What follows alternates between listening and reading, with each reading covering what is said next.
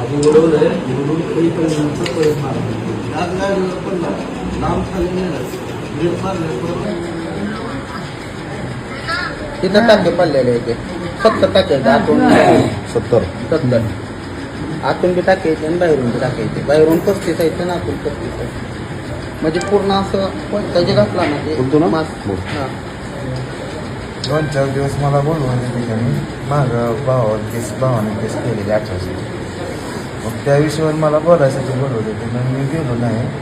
असं बाय चान्समध्ये काल पलंगपरती गावात आले आम्ही तिकडं दर्शनाला जायलो होतं आणि त्यांनी गाठ पडली मग मला डायरेक्ट त्यांनी अडवलं शिवीगाळ करायला पैसा नळड्यावर ठेवला आला मग असं पैसा नळड्यावर ठेवल्यावर मारताना मी मुकोला इथं लागला माझ्या बोळीला मग मी गणेश रोजकरी म्हणून त्याचं नाव आहे त्याच्या मेहण्यानं रात्रीच्या 9-9:30 सुमारात 9-9:30 वाजताच्या माझ्या दोन्ही बारक्या भावाला अडवून त्यानं मारहाण केली तरी तिथं माझे बारके भाऊ जीव वाचून पळून जात असताना त्याला काय थारणे उडवले परत कोयतेन तलवारीने त्यांच्यावर वार केले आता सध्या धाराशिव हॉस्पिटलमध्ये ॲडमिट आहे माझा बारका भाऊ काय तर 70% प्रस्थापित तुळजापूरकरांच्या म्हणजे लॉर्ड माणसं आहेत तिथे त्यांचं वजन आहे अशा गणेश रोजकरी नावाच्या व्यक्तीवर यांनी गुन्हा दाखल केला होता अट्रॉसिटी अंतर्गत त्या गुन्ह्याचा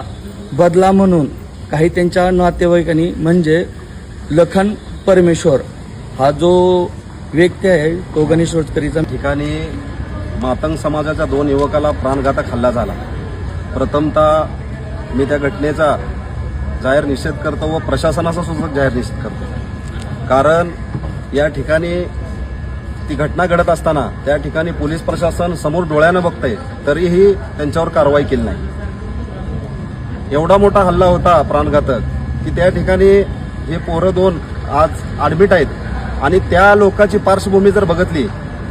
हे गोरगरीब लोकांचे जमिनी बळकवणारे गुंड वृत्तीचे या ठिकाणी एक गुंडाचा माजवणारे या ठिकाणी ते लोक आहेत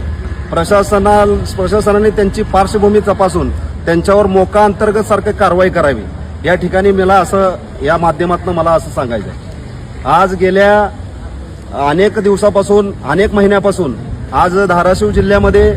या ठिकाणी समाजावर अन्याय होतोय अत्याचार होतोय परंतु प्रशासन ज्या पद्धतीने दखल घ्यायला पाहिजे त्या पद्धतीने दखल घेत नाही SP DYSP या ठिकाणी उलट समाजालाच आरोपीसारखं या ठिकाणी वागणूक देतात की तुम्ही ते झाले का घटना खऱ्यानंच घडली आहे का घटना जर या ठिकाणी न्यायालयाची अशी जर बाब असेल की अट्रॉसिटी अंतर्गत या ठिकाणी जामीन अटकपूर्व जामीन भेटू नये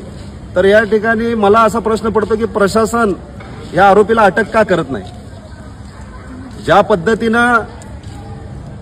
अट्रॉसिटीचा गुन्हा दाखल झाल्यावर ज्या पद्धतीनं पोलीस प्रशासन ऍक्शन घ्यायला पाहिजे त्या पद्धतीनं घेत नाही आता आम्हाला असं म्हणावं लागेल या समाजाच्या वतीनं SP DYSPच्या विरोधात सुद्धा आम्हाला या ठिकाणी आंदोलन उभं करावं लागेल कारण जे लोक गुंडगिरी माजवतात त्या लोकांची पार्श्वभूमिका एवढी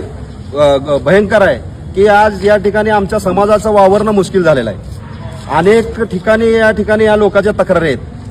तर मला प्रशासनाला गृहमंत्र्याला या ठिकाणी विनंती करायची आहे की आपण या ठिकाणी धाराशिव तुळजापूर तालुक्यामध्ये जे काय प्रकार चालू आहे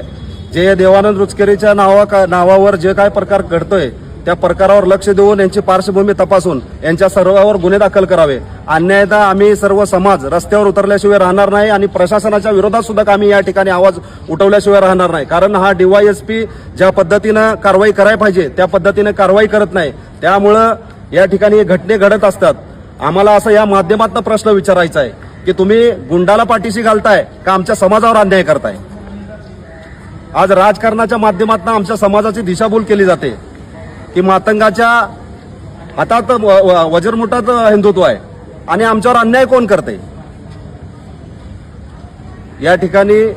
या घटनेचा निषेध करतो आणि प्रशासन 2 दिवस झालं या ठिकाणी त्या दखल कसलीच घेतली नाही तर येणाऱ्या काळात समाज संपूर्ण रस्त्यावर उतरल्याशिवाय राहणार नाही